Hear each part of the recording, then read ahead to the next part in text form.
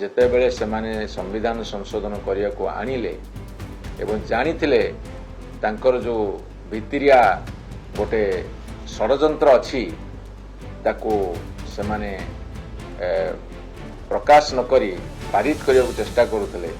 ଏବଂ ପାରିତ ନ ହୋଇପାରିଲେ ସମସ୍ତ ବିରୋଧୀ ଦଳକୁ ଦୋଷ ଦେଇ ନିଜର ଭିନ୍ନିମ ପିଟିବା ବାହାବା ନେବା ଏବଂ କୁମ୍ଭୀର କାନ୍ଦଣା କାନ୍ଦିବା ଏସବୁ କଥା କଲେ କାହିଁକି? ଏହା ସତ୍ୟ କି आमे जहाँ शुणुलु आरएसएस महिला विरोधी? यह सत्य कि बीजेपी जेते महिला कथा कहले भी तांकर मन मानसिकतार महिला विरोधी मनोभाव को भिन्न ढंगरे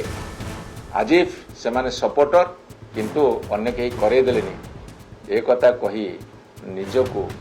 से माने बंचाइक चेष्टा करुछंती किंतु तांकर भीतर मनोभाव महिला माने सम्मान न पातु बा संरक्षण न मिलू यह सत्य कि जितेबले गोटे बिल आसो ये गोटे गुरुत्वपूर्ण महत्वपूर्ण बिल जोटा से कहते प्रधानमंत्री कहले दल नेता मान भी कहले से गुरुत्वपूर्ण बिल आसला बेले कहीं सबू दलर नेता मान को डाकी एवं बारंबार बैठक करी एक कथा कले ना यह सत्य कि जितेबले साउथ इंडिया रो जेतोटी स्टेट अच्छी आपनकर केरल हो तमिलनाडु हो कर्नाटक हो आंध्र हो तेलंगाना हो ये समस्त राज्य मिसिले मात्र 60 सीट बढ़ुला एवं आउ बाकी भारत में 200 सीट बढ़ुला एवं यह एक तारतम्य सृष्टि करी देश रे अजथारे गोटे विभाजन नीति को आनिबार उद्देश्य कौन थिला? शह शह प्रश्न आज उनकी मारुची तार जवाब एमन देई परिबे। से माने जानी थिले संविधान संशोधन करने 2/3 सभ्यंकर स्वीकृति दरकार किंतु सेमान पाखे 60 रु 70 आसन सर्ट पड़ूला माने संख्या नथिला ता सत्वे से बिल आनले कहीं संविधान संशोधन बिल आनले कहीं एवं बिल आनिबा पूर्वरु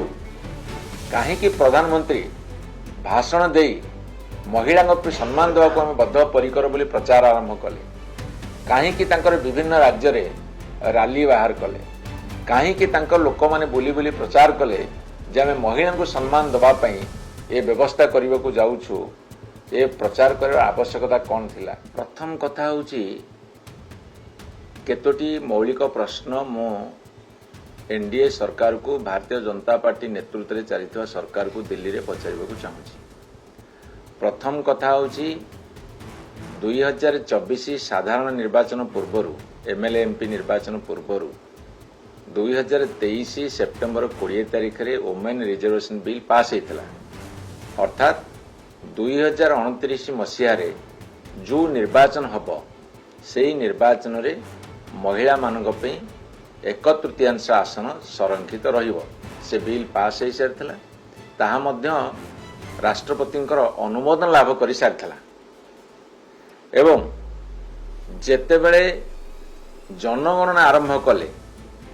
2021 रे करबा परिवर्ते 2026 रे आरंभ कले एबे घर गणना होची तापर जनगणना हबो ताकू अपेक्षा न रखी 2011 जनगणना अनुसार सीट संख्या बढ़िया पे तत्परता प्रकाश कले कहीं एला द्वितीय प्रश्न जदि से माने संविधान संशोधन बिल न आनिले सीट संख्या बढ़ी पारिबनी तेणु संविधान संशोधन करने ये 3 दिनिया अधिवेशन डकाई 16, 17, 18 से जानी शुणी करी महिला संरक्षण जहाँ पारित हो सारी ताकू पुणी जोड़िले कौन पे एवं आउ गोटे कथा होची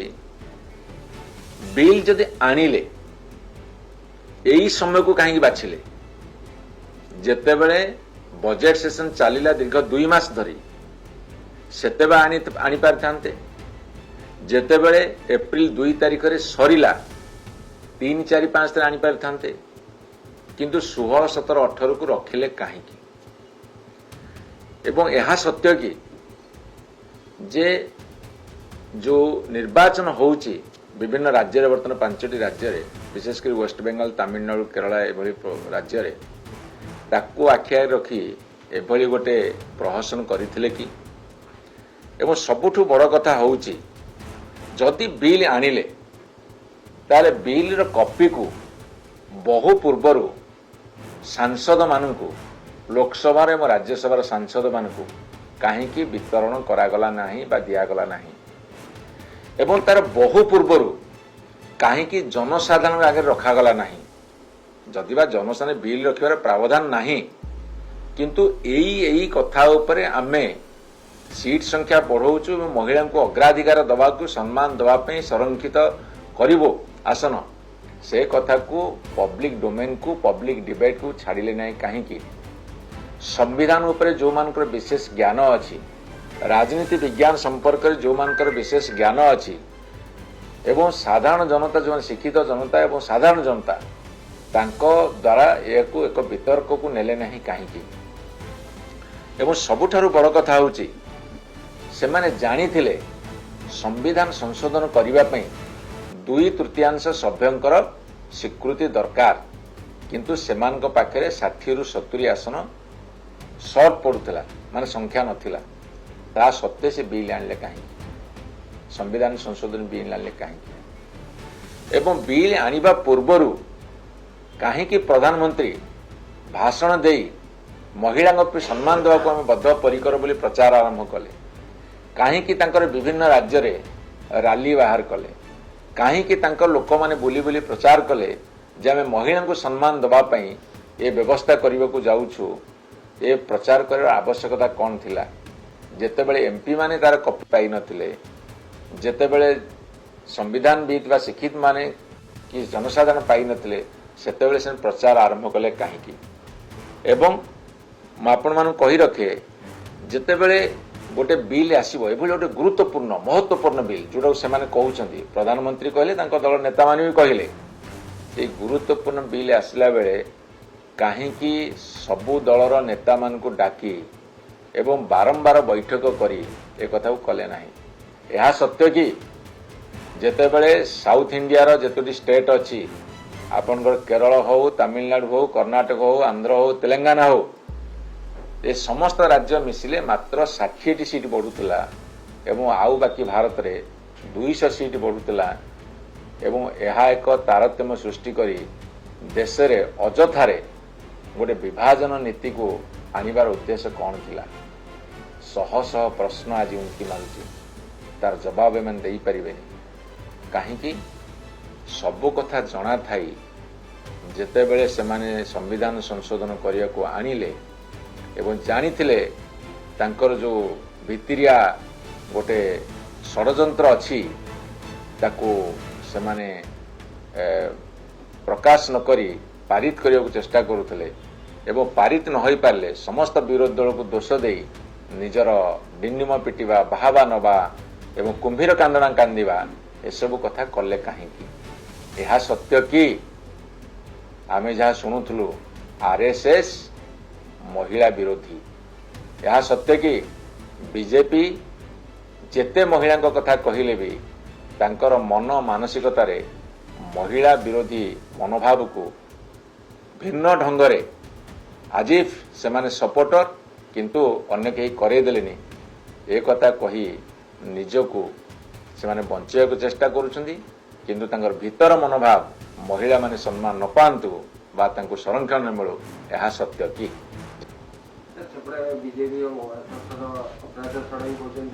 विरोधी खंडन कले जमी महिला अग्राधिकार देवाक चाहूँ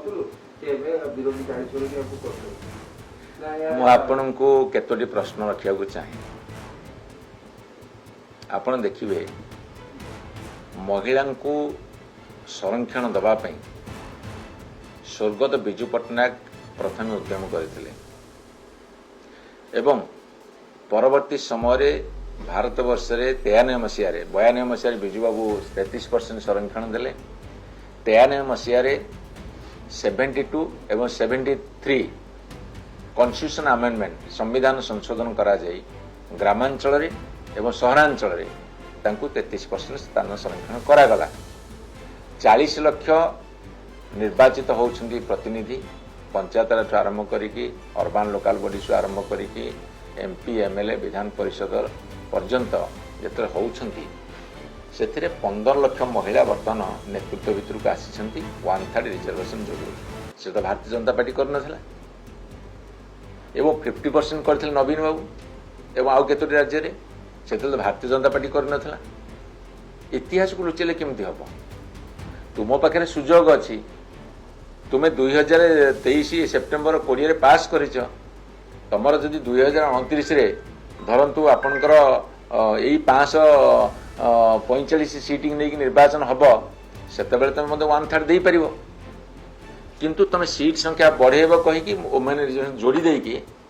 ଉଦ୍ଦେଶ୍ୟ ଗୋଟେ, ଲକ୍ଷ୍ୟ ଆଉ ଗୋଟେ, ଆଉ ବିରୋଧୀ ଦଳ ଉପରକୁ ବ୍ଲେମ୍ ଫିଙ୍ଗିବା କଥା ଆଉ ଗୋଟେ। ଇଏ ବର୍ତ୍ତମାନ ସେଇ ପ୍ଲାନିଂରେ ଅଛନ୍ତି। ଧନ୍ୟବାଦ।